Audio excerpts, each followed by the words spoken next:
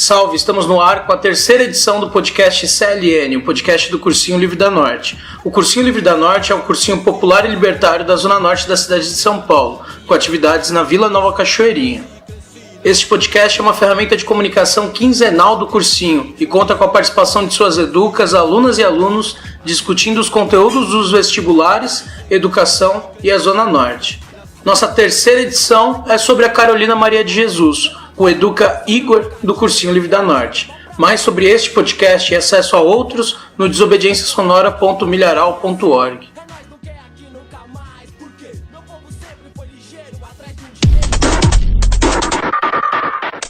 Às 8h30 da noite, eu já estava na favela respirando o odor dos excrementos que mescla com o barro podre. Quando estou na cidade, tenho a impressão que estou na sala de visita com seus lustres de cristais, seus tapetes de veludos, almofadas de cetim. E quando estou na favela, tenho a impressão de que sou um objeto fora de uso, digno de estar num quarto de despejo. Carolina Maria de Jesus, no livro Quarto de Despejo.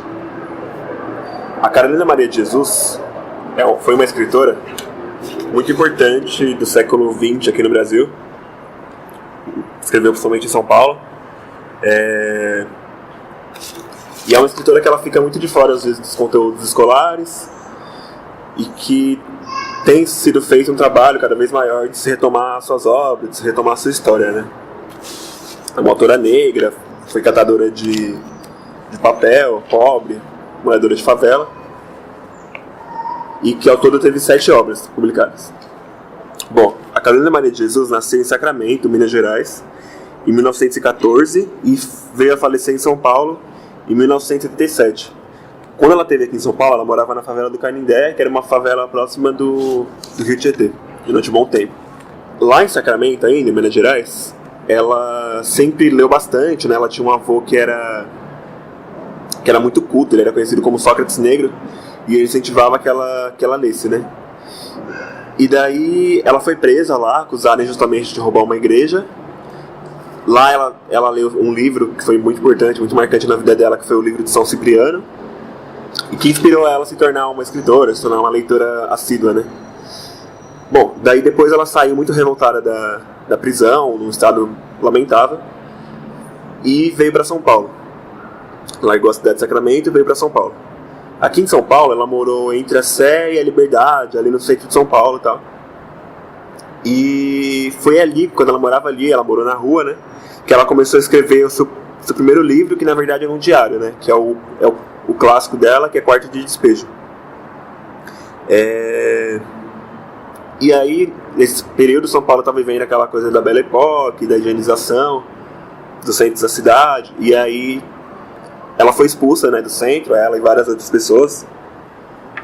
Foi expulsa do centro e foi morar na favela do Canindé, que é onde ela vai chamar que é esse quarto de despejo dos pobres, né? As pessoas pobres da época, principalmente descendentes de escravizados. E aí é aí que ela termina o quarto de despejo, né? Que ela narra mais ou menos isso que ela vivia na favela, né? Que é o quarto de despejo da cidade, como ela fala no trecho que eu li. E aí em 1950 ela publica esse livro, né? Esse primeiro livro dela.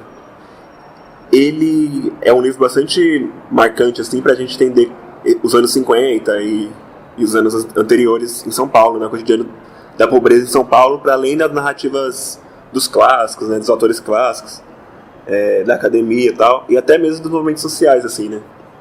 Carolina Maria de Jesus nunca foi uma militante, envolvida com nada, assim, então a narrativa dela é bem de quem era praticamente do que ela vivia, assim, que é um diário mesmo, né? Bom, nisso ela se torna uma referência lá na própria favela do Canindé, né? E ao mesmo tempo ela também arruma algumas inimizades, né, na favela, porque ela as pessoas começam a achar que ela tá ficando muito vaidosa, muito metida, né?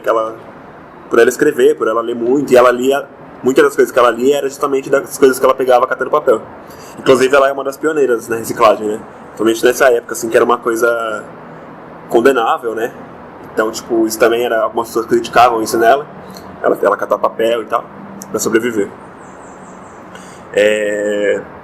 Uma das pessoas que ajudou ela a publicar esse livro foi o Audálio Dantas, que é um jornalista, que ele colocou ela em contato com algumas editoras, né? E aí ela conseguiu publicar esse Quarto de Despejo e até os livros que vieram depois. Bom, foi um boom, né, o Quarto de Despejo. Foi traduzido para 29 idiomas. Então, espanhol, inglês, enfim, tipo, o livro rodou o mundo. E, enfim, ela chegou a fazer algumas viagens, até foi um grande boom, assim, em 1950 com a Carolina, né, com esse livro. E aí, ela veio a publicar depois outras obras. Então, a próxima obra que veio dela foi Casa de Ladrilhos, né, que aí já foi em 63, que é como se fosse uma trilogia, né. Primeiro eu vi o Quarto de Despejo, e o segundo livro da trilogia é o Casa de Ladrilhos. E ele foi lançado lá em Buenos Aires. Foi lançado primeiro em espanhol. Fizeram uma tradução em espanhol, publicaram lá, e depois uma tradução aqui, né? E aí ele já mostra como ela estava vivendo, né? Ela mudou de casa, ela já não morava mais lá no Quarto de Despejo, né? Que ela falava. E aí já mostra um pouco essa ascensão, essa pequena ascensão que ela teve, né? Com o sucesso do livro. E também as dificuldades que ela tinha enquanto uma mulher negra, uma mulher da classe trabalhadora, uma mulher que veio de favela nesses espaços, assim. Que na época e ainda hoje são exclusivos, né? Bom, depois, também em 63, ela lançou o livro Pedaços de Fome, que não é uma narrativa autobiográfica, né, que nem esses outros dois livros dela, Quarto de Despejo e Casa de Ladrilhos. Pedaço da Fome é um romance, na verdade, que ela escreveu, o primeiro romance dela. No mesmo ano, ela também lançou o livro Provérbios, que são várias frases dela, reflexões sobre a vida, assim, inspirada na ideia do Provérbios da Bíblia, né? São frases curtas, reflexões e tal. Em 1986, ela já tinha morrido, né?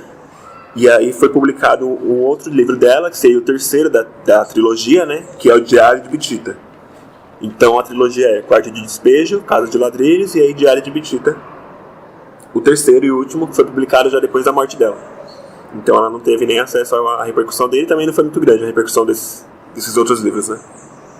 E ele narra mais a infância da Carolina. Então o primeiro Quarto de Despejo narra o cotidiano dela na favela, o cotidiano dela indo pro centro, catando papelão, a relação dela com os filhos, com a pobreza, com o racismo, com a fome, principalmente, né? Ela fala muito de fome. O segundo já fala da ascensão, um pouco da vida que ela teve nesse período de ascensão, né, digamos assim. E o terceiro fala da infância da Carolina. O terceiro livro da trilogia. E aí, em 1996, foi publicado Carolina Maria de Jesus, uma antologia pessoal, que juntaram vários escritos dela também e fizeram essa antologia. Depois lançaram o Meu Estranho Diário, que também eram com escritos dela, né? Nessa pegada de diário também autobiográfico. Todos esses livros lançados depois que ela morreu. E em 2014, agora, publicaram um outro que se chama Onde Estais Felicidade, que é um livro que tem uns textos dela, tem textos de escritores que falam sobre ela, né? Escritores e escritoras que pesquisam a obra dela, e fotografias também, fotografias da Carolina, algumas que ainda não tinham sido publicadas, da vida da Carolina Maria de Jesus. Em resumo, assim, as obras dela são isso. Além disso, ela também escrevia poemas, né, músicas, e ela tem um livro, além disso, ela tinha também poemas, ela escrevia músicas e ela cantava. E ela tem um disco, né, um álbum que chama Quarto de Despejo também, e que tem no YouTube, que tem algumas músicas dela, como O Pobre e o Rico, A Vedete da Favela. São músicas que ela escreveu e que ela cantou, né, junto com alguns artistas. E aí foi publicado e dá pra gente ter acesso. A Carolina, então, todas as obras dela carregam muito essa marca, né, do cotidiano, da vivência cotidiana. A fome é uma coisa que é muito presente nos textos dela. As dificuldades que ela passava decorrente da fome, a relação dela com o racismo, até a relação dela com o país, né, como que ela entendia o país, como que ela entendia a organização da cidade. Então a obra dela, ao mesmo tempo que é uma obra de vivências individuais dela, né, até como ela vivia, tipo, a relação com os vizinhos, como ela vivia relações afetivas, amorosas. Ao mesmo tempo é um livro que fala um pouco de como ela percebe a política, né, de como ela critica a política. E é um período do Brasil, né, bastante intenso, assim. Embora ela não, como eu falei, ela não tinha nenhum envolvimento político com nenhum movimento, então até às vezes a narrativa dela foge um pouco, as narrativas dela, as concepções dela de racismo no livro não são necessariamente o que a gente vai achar, por exemplo, em obras de autores clássicos negros da época, por exemplo. ou a concepção dela de pobreza talvez não é tão parecida com o que a gente vai encontrar em autores clássicos, né, que escrevem sobre a pobreza na época. É uma visão, assim, é interessante, ela foge um pouco, né, da narrativa comum, assim. Só que aí, só também muito recentemente que vai ter esse trabalho de se buscar, né, ter mais a fundo a obra da Carolina Maria de Jesus, pra gente entender a época, né, também, desse olhar dela, né, que é um olhar que dizia respeitar uma grande parte da população também, né, imigrantes e tal. E também a gente até entender um pouco a literatura hoje, né, a literatura negra, feminina hoje. Então tem diversos trabalhos, né, que falam sobre a Carolina, trabalhos acadêmicos. Um deles se chama Mulheres, Memória e Ação, da Kátia Costa.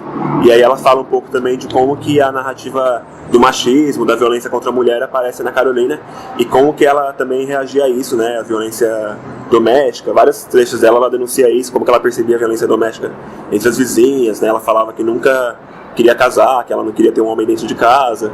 Então como que ela percebia essas questões, né, da violência doméstica e tal.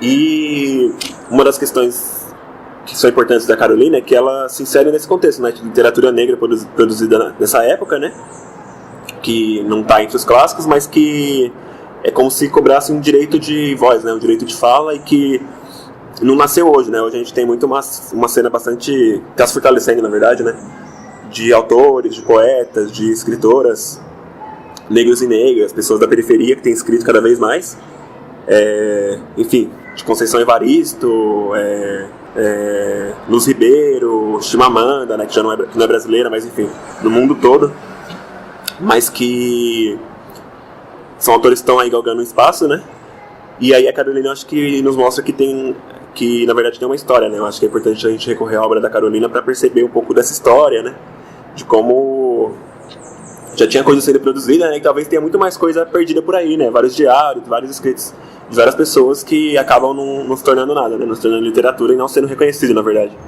como literatura. E uma das coisas assim, importantes da obra da Carolina é que não é um diário qualquer, né, vamos publicar um diário qualquer, é porque tem qualidade literária, assim, sei lá, como uma Clarice Lispector, ela é de fato uma escritora, né, não é só um objeto de estudo, ela é um sujeito do que ela escreve, né? Então são obras com conteúdo literário mesmo. É uma autora, né? E eu acho que é isso. Que é importante, assim, a gente ter acesso às obras. O Quarto de Despejo é a obra dela que é mais acessível.